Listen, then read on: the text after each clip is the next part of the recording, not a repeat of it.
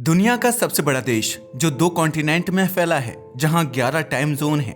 Second world war के बाद से ही जिसे हराने की कोशिश अमेरिका का रहा है, मगर कभी कामयाब नहीं हो पाया। जी हां, आप सही समझे, हम बात कर रहे हैं द ग्रेट रूस की। मगर सवाल ये है कि इतना बड़ा देश आखिर इतना एम्प्टी क्यों है? आखिर रूस का 80% लैंड एरिया खाली क्यों है और केवल 20% हिस्से में ही इसकी सारी पॉपुलेशन क्यों रहती है? आइए डिटेल में जानते हैं। रूस दुनिया का सबसे बड़ा देश है जो 11 टाइम जोन और 2 कॉन्टिनेंट्स में फैला हुआ है, जिसका अंदाजा आप इस बात से लगा सकते हो कि नॉर्थ में बर्फ से ढके आर्कटिक से लेकर कजाकिस्तान के रेगिस्तानों तक और वेस्ट में बाल्टिक सी से लेकर ईस्ट में पैसिफिक ओशन तक केवल एक ही देश है, जिसका नाम है रशिया। मगर सबसे इंटरेस्टिंग बात यह है कि रूस की मोस्टली आबादी केवल 20% एरिया में रहती है, जबकि पूरा का पूरा देश खाली पड़ा हुआ है। मगर सवाल ये है कि इतना ताकतवर देश आखिर इतना खाली क्यों है? यह समझने के लिए आपको रूस की जियोग्राफी ही नहीं बल्कि उसकी हिस्ट्री और पॉलिटिक्स को भी समझना होगा, क्योंकि रूस के इस अजीब से पॉपुलेशन पैटर्न के पीछे कुछ ऐसा है जिसके बारे में शायद आपने कभी सोचा भी नहीं होगा। सबसे पहले बात करते हैं इसकी जियोग्राफी की। दरअसल रूस 2 कॉन्टिनेंट्स में फैला हुआ है। एक है यूरोपीय रूस और एक है एशियाई रूस। यूरोप में रूस का केवल 23% लैंड है, मगर यहाँ रूस की 80% पॉपुलेशन रहती है। जबकि एशियाई रूस की बात की जाए तो यह साइबेरिया एरिया है और यह रूस का 75% एरिया कवर करता है, मगर यहाँ मुश्किल से 20% आबादी रहती है। वैसे रूस की राजधानी मॉस्को भी यूरोपियन रूस में ही है और रूस का बड़ा शहर जिसे रूस का कल्चरल हब कहा जाता है यानी सेंट पीटर्सबर्ग भी यूरोपीय रूस में है। इनफैक्ट रूस का ज्यादातर railway network, industries, political institutions सभी वेस्टर्न साइड में हैं। लेकिन सवाल फिर यही उठता है, आखिर रूस ईस्टर्न साइड की तरफ क्यों नहीं फैल पाया? इसे समझने के लिए आपको कहानी में पीछे लौटना होगा। आज जहां वेस्टर्न रूस है, कभी वहां छोटी छोटी इस्लामिक कम्युनिटीज रहा करती थी। दरअसल ये कम्युनिटीज यहाँ इसलिए बसी थी क्योंकि यहाँ पर नदियां थी, और यह तो आप जानते ही हैं, जहाँ नदी होती है वहाँ लैंड फर्टाइल होती है और मौसम भी अच्छा होता है, इसीलिए लोग यहीं पर आकर बस जाते हैं। मगर यूराल माउंटेन रेंज के दूसरी तरफ हालात बहुत अलग थे। वहाँ पर रहना मुश्किल ही नहीं, नामुमकिन था। लेकिन जब रूसी एम्पायर ने एक्सपेंड करना शुरू किया तो साइबेरिया में भी उसने लोगों को बसाने की कोशिश की। बट यहाँ रहना आसान नहीं था, क्योंकि साइबेरिया अपने ठंडे मौसम की वजह से दुनिया भर में मशहूर है। यहाँ चारों ओर बर्फ ही बर्फ है। हालांकि यूरोप में नदियों के आसपास आसानी से शहर बस गए थे, साइबेरिया में ऐसा होना मुश्किल था, क्योंकि एक तो चारों ओर बर्फ और दूसरा यहाँ की जमीन भी बिल्कुल बंजर थी। धीरे धीरे समय बीतता गया। जब सोवियत यूनियन 20वीं सदी में पावर में आया तो लीडर्स ने डेवलपमेंट और आबादी को इस ईस्टर्न साइड पर फैलाने का प्लान बनाया, ताकि साइबेरिया और फॉरेस्टेड रशिया में लोगों को बसाया जा सके। मगर इस बार सरकार ने जबरदस्ती का रास्ता अपनाया। उन्होंने लोगों से उनकी मर्जी जाने बिना जबरदस्ती उन्हें साइबेरिया भेजना शुरू कर दिया। जोसेफ स्टालिन की हुकूमत में 1920 से लेकर 1950 तक लाखों लोगों को जबरदस्ती ईस्टर्न साइड पर भेज दिया गया। बताना चाहेंगे कि इन लोगों में ज्यादातर तो पॉलिटिकल प्रिजनर्स थे, जो गवर्नमेंट के खिलाफ बोलने के अपराध में कैद किए गए थे, और कुछ नॉर्मल शहरी इंसान थे जो मजदूरी के लिए वहाँ भेजे गए थे। इतना ही नहीं, कुछ लोगों को तो गुलाग्स में डालकर भेजा गया था। अगर गुलाग्स की बात की जाए तो यह बिल्कुल ठंडे इलाकों में मौजूद प्रिजन कैंप्स थे, और इन कैंप्स में जिंदगी बिताना बहुत ही ज्यादा कठिन था। इन लोगों से जबरदस्ती सख्त सर्दी में माइंस, फॉरेस्ट्स और कंस्ट्रक्शन प्रोजेक्ट्स पर काम करवाया जाता था। इन्हें खाने के लिए बस थोड़ा सा खाना और रहने लायक एक बेसिक शेल्टर दिया जाता था। साथ ही सोवियत यूनियन ने ईस्टर्न साइड पर नए शहर और इंडस्ट्रियल सेंटर्स भी बनाए। इन सभी सेंटर्स को मिलिट्री बेस के आसपास बनाया गया था। ऐसा इसलिए ताकि साइबेरिया के रिसोर्सेज को सोवियत की इकोनॉमी के लिए इस्तेमाल किया जा सके, साथ ही सोवियत यूनियन का कंट्रोल भी मजबूत हो जाए। वैसे तो उस समय बहुत सारे प्रोजेक्ट्स चले थे, मगर सबसे बड़ा प्रोजेक्ट था ट्रांस साइबेरियन रेलवे नेटवर्क, जो 1916 में कंप्लीट हुआ था। यह रेलवे ट्रैक वेस्ट में मॉस्को से लेकर ईस्ट में व्लादिवोस्तोक जैसे पोर्ट सिटी तक फैला हुआ है। यह पैसिफिक ओशन के पास है और दुनिया की सबसे लंबी रेलवे लाइनों में से एक है। इसकी लंबाई 9000 किलोमीटर से भी ज्यादा है। यह रूस के ईस्टर्न इलाकों को वेस्टर्न इलाकों के साथ जोड़ता है। यह सच में सोवियत यूनियन की सबसे बड़ी कामयाबियों में से एक था, और इसने साइबेरिया को यूरोपियन रूस से जोड़ने में सफलता पाई। मगर समस्या यह थी कि इतना सब होने के बावजूद भी रूसी लोग वहां जाना नहीं चाहते थे। यहाँ नए शहर बन चुके थे, रेलवे लाइन बन चुकी थी, इसके बावजूद केवल कुछ ही लोग वहां रहने को तैयार हुए थे। पता है क्यों? क्योंकि जैसा कि हमने बताया, रूस का वेस्टर्न हिस्सा रहने के लिए बहुत अच्छा है, क्योंकि यहाँ का मौसम सुहावना है, जमीन फर्टाइल है और समतल है, जिसकी वजह से कंस्ट्रक्शन करना भी आसान है।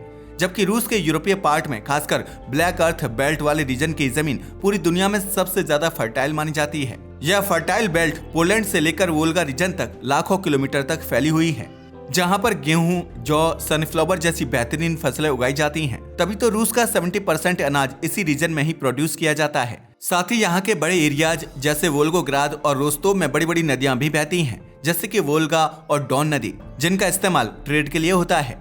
डॉन नदी रूस के 11 बड़े शहरों को जोड़ती है और यह कैस्पियन सागर में जाकर मिलती है। इतना ही नहीं, रूस के सबसे बड़े शहर मॉस्को और सेंट पीटर्सबर्ग भी वोल्गा नदी के आसपास और वेस्टर्न साइड में ही हैं, जहां 2 करोड़ से ज्यादा लोग रहते हैं। इन शहरों में वह हर चीज अवेलेबल है जो एक फर्स्ट वर्ल्ड कंट्री में होती है, फिर चाहे वह हेल्थ केयर इंफ्रास्ट्रक्चर हो, एजुकेशन सेंटर्स हो या फिर हाई क्वालिटी इंफ्रास्ट्रक्चर। रूस के ज्यादातर बड़े बिजनेसमैन और गवर्नमेंट ऑफिसर्स भी यहीं रहते हैं, जिसकी वजह से देश भर के प्रोफेशनल्स और स्टूडेंट्स भी यहीं पर आना पसंद करते हैं। इनफैक्ट सोवियत यूनियन के दौर में भी वेस्टर्न साइड को ही प्रेफर किया जाता था, क्योंकि आप खुद सोच कर देखो, जहां देश के बड़े सरकारी अधिकारी, लेक्चरर्स और प्रभावशाली लोग रहेंगे, नॉर्मल लोग भी तो वहां रहने की कोशिश करेंगे, क्योंकि वह जगह सिक्योरिटी के लिहाज से भी खास होगी। इनफैक्ट सोवियत यूनियन की सारी इन्वेस्टमेंट भी इन्हीं शहरों में जाती थी और आज भी कुछ ऐसा ही देखने को मिलता है। इसका अंदाजा आप इस बात से लगा सकते हो कि मॉस्को में एवरेज सैलरी रूस की नेशनल एवरेज सैलरी से भी डबल है। यही वजह है कि रूस का ऐसा पॉपुलेशन पैटर्न देखने को मिलता है। साथ ही वेस्टर्न एरिया इकोनॉमिक और पॉलिटिकल सेंटर है, जबकि साइबेरिया और फॉरेस्टेड इलाका बहुत ही पिछड़ा हुआ है, क्योंकि इस ईस्टर्न साइड में जिंदगी गुजारना बहुत ही मुश्किल है। यहाँ का मौसम बहुत ही ज्यादा सख्त है। इसका अंदाजा आप इस बात से लगा सकते हो कि यहाँ कुछ शहर दुनिया के सबसे ठंडे शहरों में आते हैं। यहाँ टेम्परेचर -60 डिग्री सेल्सियस से भी नीचे चले जाता है। यहाँ की नदियां जमी हुई रहती हैं और गर्मियां तो बस नाम मात्र की ही होती हैं। साथ ही यहाँ एक और समस्या है मच्छरों की। यहाँ ऐसे खतरनाक मच्छर पाए जाते हैं जो इंसानी जीवन को भी जोखिम में डाल सकते हैं। यही वजह है कि यहाँ शहर भी कम है और उनमें रहने वाले लोग भी। चारों ओर केवल जंगल, पहाड़ और बर्फ मौजूद है। यहाँ की जमीन पूरी तरह से जमी हुई है, जिसे परमाफ्रॉस्ट कहते हैं, जिसकी वजह से सड़कें और कंस्ट्रक्शन बनाना बहुत मुश्किल काम है। इसी वजह से यहाँ पर खेती भी नहीं होती। हालांकि यहाँ भले ही पॉपुलेशन कम हो, लेकिन इस खालीपन के बावजूद साइबेरिया में नेचुरल रिसोर्सेज की भरमार है। यहाँ रूस के सबसे ज्यादा तेल और गैस के रिजर्व मौजूद हैं, तभी तो यह दुनिया का सबसे रिच एरिया माना जाता है। ऐसा इसलिए क्योंकि ऑफिशियल एस्टिमेट्स के अनुसार रूस की 80% नेचुरल गैस और 70% तेल साइबेरिया से ही आता है। इनफैक्ट यूरोप को मिलने वाली गैस का एक बड़ा हिस्सा भी साइबेरिया से ही आता है। साइबेरिया में एक और नेचुरल वंडर भी है, लेक बैकाल। अगर इस झील की बात की जाए तो यह कोई नॉर्मल झील नहीं है, बल्कि दुनिया की सबसे गहरी झील है। इस झील की गहराई लगभग 1600 मीटर है। आप जानकर हैरान रह जाएंगे कि दुनिया का 20% फ्रेश वाटर सप्लाई इसी एक झील से होता है। साथ ही रूस के 40% कोयले की रिजर्व भी साइबेरिया में ही पाए जाते हैं। और केवल गैस, तेल और कोयला ही नहीं, यहाँ पर गोल्ड और डायमंड की भी बहुत बड़ी बड़ी माइनिंग साइट्स हैं। सुखोई लॉग रूस के साइबेरिया क्षेत्र में स्थित एक बड़ी सोने की खदान है। इसे दुनिया के सबसे बड़े अनडेवलप्ड सोने के भंडारों में से एक माना जाता है। ऐसा माना जाता है कि यहाँ पर 540 टन गोल्ड मौजूद है। साथ ही यहाँ पर यूरेनियम भी बड़ी मात्रा में पाया जाता है और रूस दुनिया का 5वां सबसे बड़ा यूरेनियम उत्पादक देश है। मगर समस्या अभी भी वही है, रिसोर्सेज की तो भरमार है, लेकिन इन रिसोर्सेज को जमीन से निकालना बहुत महंगा पड़ता है। ठीक वैसे ही जैसे आर्कटिक की बात की जाए तो यहाँ भयंकर सर्दी होती है, इतनी ज्यादा कि जमीन तक पहुँचना ही मुश्किल हो जाता है। साथ ही यहाँ पर ना तो सही इंफ्रास्ट्रक्चर है और न ही रोड्स, जिसकी वजह से ड्रिलिंग इक्विपमेंट पहुँचाना भी किसी बड़ी चुनौती से कम नहीं है। इसलिए यहाँ से तेल निकालना मिडिल ईस्ट या अमेरिका जैसे देशों से तेल निकालने की तुलना में बहुत ही ज्यादा मुश्किल और महंगा काम है। तो आप खुद सोच सकते हो कि इतनी टफ कंडीशंस में साइबेरिया में रहने वाले लोगों का क्या हाल होता होगा। यही वजह है कि यहाँ पर केवल वही लोग रहते हैं जिनकी ऑयल, गैस या माइनिंग इंडस्ट्री में जॉब होती है। यहाँ पर जिंदगी बहुत मुश्किल है। शहर बहुत दूर और पिछड़े हुए हैं। शहरों के बीच में बड़े बड़े जंगल, बर्फ और सख्त मौसम होता है। तभी तो जॉब खत्म होते ही लोग इस इलाके को हमेशा के लिए छोड़ देते हैं। यही वजह है कि साइबेरिया में बहुत सारे खाली टाउन मौजूद हैं, जिन्हें घोस्ट टाउन्स कहा जाता है। हालांकि सरकार ने इस इशू को सॉल्व करने की बहुत कोशिश की है। इनफैक्ट उन्होंने तो यहाँ लोगों को फ्री में जमीन, टैक्स में भारी छूट और पैसों का लालच भी दिया ताकि लोग इस ईस्टर्न साइड पर बस सकें। मगर इतना सब करने के बावजूद भी ज्यादातर लोग इस साइड पर बसना नहीं चाहते, क्योंकि यहाँ सर्दी तो है ही, साथ ही बेसिक जरूरतें भी पूरी नहीं हो पाती। यहाँ ना तो अच्छे स्कूल हैं, ना अस्पताल और ना ही अच्छा इंटरनेट। यहाँ जिंदगी बहुत ही ज्यादा कठिन है। इस पॉपुलेशन पैटर्न की एक और वजह ये भी है कि रूस की समुद्र तक बहुत ही कम एक्सेस है, जिसकी वजह से इसका कोस्टल ट्रेड और मिलिट्री एक्सपेंशन भी हमेशा एक बड़ी प्रॉब्लम रहा है। ऐसा इसलिए क्योंकि रूस की ज्यादातर कोस्ट लाइन या तो साल भर जमी रहती है या फिर ग्लोबल शिपिंग रूट से बहुत दूर है। वैसे तो उसके आसपास कई समुद्र हैं, लेकिन वह हमेशा जमे रहते हैं। रूस के नॉर्थ में अटलांटिक ओशन है, मगर यह 9 महीने तक जमा हुआ रहता है, जिसकी वजह से ट्रेड लगभग इम्पॉसिबल हो जाता है। हालांकि क्लाइमेट चेंज की वजह से अब कुछ आर्कटिक सी रूट्स खुलने लगे हैं, मगर फिर भी वहां बर्फ के बीच से गुजरना खतरनाक और महंगा काम होता है। रूस का पूर्वी हिस्सा पैसिफिक ओशन को भी टच करता है और वहां व्लादिवोस्तोक जैसा इंपॉर्टेंट पोर्ट सिटी भी है। मगर यहाँ भी समस्या है डिस्टेंस की, क्योंकि व्लादिवोस्तोक मॉस्को से 9000 किलोमीटर दूर है। यह साइबेरिया के बिल्कुल अंतिम छोर पर है। हालांकि यह वार्म वाटर पोर्ट है, मगर सर्दियों में यहाँ भी पानी जम जाता है और केवल आइस ब्रेकर शिप्स के जरिए ही जहाज गुजर सकते हैं, जो बहुत महंगा पड़ता है। यही वजह है कि यहाँ पोर्ट इम्पोर्टेंट तो है, मगर रूस इस पर बहुत ज्यादा डिपेंड नहीं करता। यही वजह है कि रूस के पास इतने ज्यादा पोर्ट होने के बावजूद उसे सबसे ज्यादा समुद्री एक्सेस ब्लैक सी के नोवोरोसिस्क पोर्ट से है। लेकिन यहाँ पर भी एक समस्या है। एक्चुअली मेडिटेरेनियन सी तक पहुँचने के लिए रूस के शिप्स को बॉस्फोरस और डार्डानेल्स स्ट्रीट से गुजरना पड़ता है। पर समस्या यह है कि ये दोनों ही स्ट्रीट तुर्की के कंट्रोल में है और तुर्की एक नाटो कंट्री है। नाटो और रूस के बीच चलने वाली जंग के बारे में तो आप जानते ही हैं।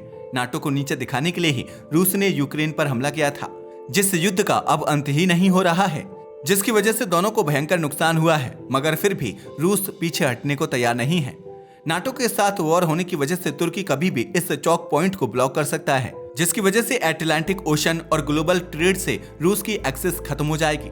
इसी गर्म पानी की एक्सेस की वजह से रूस की ज्यादातर आबादी, इंफ्रास्ट्रक्चर और इंडस्ट्रीज साउथ वेस्ट हिस्से में है और इसका 80% हिस्सा खाली पड़ा हुआ है। मगर उसका यही खालीपन उसका सबसे बड़ा हथियार भी है। हालांकि वैसे तो इसे न्यूयॉर्क टाइम्स एशिया में रूस की कमजोरी की तरह दिखता है, क्योंकि यहाँ बहुत ही कम आबादी है। लेकिन इतना खाली जमीन ने रूस को जबरदस्त मिलिट्री एडवांटेज दिया हुआ है, क्योंकि इतनी बड़ी खाली जमीन रूस के लिए एक बफर जोन बन जाती है। अगर कोई वेस्टर्न साइड से रूस पर अटैक करने की कोशिश करेगा तो उसे 100 किलोमीटर तक जंगल, नदियां, झीलें और पहाड़ियां देखने को मिलेंगी और इन्हें पार करके ही वह रूस के बड़े शहरों के करीब पहुंच सकेगा। इस तरह से रूस को बहुत ज्यादा समय मिल जाता है और वह किसी भी अटैक का जवाब देने के लिए खुद को तैयार कर सकता है। और ये केवल कहानी नहीं है, ऐसा कई बार हो भी चुका है। इनफैक्ट वर्ल्ड वॉर 2 के दौरान जब जर्मनी ने सोवियत यूनियन पर वेस्टर्न साइड से अटैक किया तो सोवियत आर्मी जानबूझकर पीछे हटती गई और जर्मन आर्मी को इतना अंदर साइबेरिया में ले गई कि उनकी सप्लाई लाइन ही खत्म होने लगी। साथ ही यहाँ की सर्दी इतनी ज्यादा थी जिसकी जर्मन फौज को आदत नहीं थी। इसकी वजह से सैनिक ठिठुरने लगे और सोवियत फौजियों ने इकट्ठा होकर चारों तरफ से हमला कर दिया और जर्मन फौज को पीछे धकेल दिया। रूस आज भी टेक्नोलॉजी का इस्तेमाल कर सकता है, क्योंकि रूस की जियोग्राफी बाहर से आने वाले किसी भी दुश्मन के लिए बहुत खतरनाक है। कोल्ड वॉर के दौरान भी सोवियत यूनियन ने कुछ ऐसा ही किया था। सोवियत यूनियन के ज्यादातर मिलिट्री बेसिस और रडार स्टेशन साइबेरिया में ही लगाए गए थे। दरअसल इन्हें यहाँ इसलिए बनाया गया था ताकि इनकी लोकेशन को ट्रेस करना अमेरिका के बस की बात ना रहे। यही नहीं, साइबेरिया में न्यूक्लियर वेपन्स के लॉन्च साइट्स और सीक्रेट बंकर भी छुपाए हुए हैं। चाहे दुनिया इधर की उधर हो जाए, कोई भी रूस के न्यूक्लियर वेपन्स को ढूंढ नहीं सकता, ना ही वहां तक पहुंच सकता है। लोगों को तो रूस खाली नजर आता है, मगर यह खालीपन रूस को सांस लेने की जगह देता है और हमले से निपटने का वक्त भी। साथ ही रूस ने यहाँ पर अपनी सबसे ज्यादा ताकतवर चीजें छुपाई हुई हैं। तो देखा आपने क्यों रूस की 80% आबादी केवल 20% एरिया में रहती है। मगर उसकी यह खाली जगह केवल प्रॉब्लम नहीं बल्कि उसकी स्ट्रेंथ है, क्योंकि यह सिर्फ रूस की हिफाजत ही नहीं करती बल्कि उसे वह रिसोर्सेज भी देती है, जिनकी वजह से वह एक सुपर वर्ल्ड पावर बना हुआ है। आज टेक्नोलॉजी और ट्रांसपोर्ट बेहतर हो चुके हैं। मॉस्को से व्लादिवोस्तोक की फ्लाइट केवल 8 घंटे में पूरी हो जाती है। इनफैक्ट इंटरनेट कनेक्शन पूरे देश में फैला हुआ है। मगर इतना होने के बावजूद डेली लाइफ बिल्कुल चेंज नहीं हो रही है। रूस की रेलवे लाइन से उसका खुद का पार्ट यानी साइबेरिया दूर है, जबकि यूरोप नजदीक है। तो ये थी कहानी रूस की। वैसे आपका इसके बारे में क्या ख्याल है? अपनी राय हमें कमेंट करके जरूर बताइएगा। साथ ही अगर आपको हमारी वीडियो पसंद आई हो तो इसे लाइक करें और हमारे चैनल को सब्सक्राइब करना ना भूलें। धन्यवाद।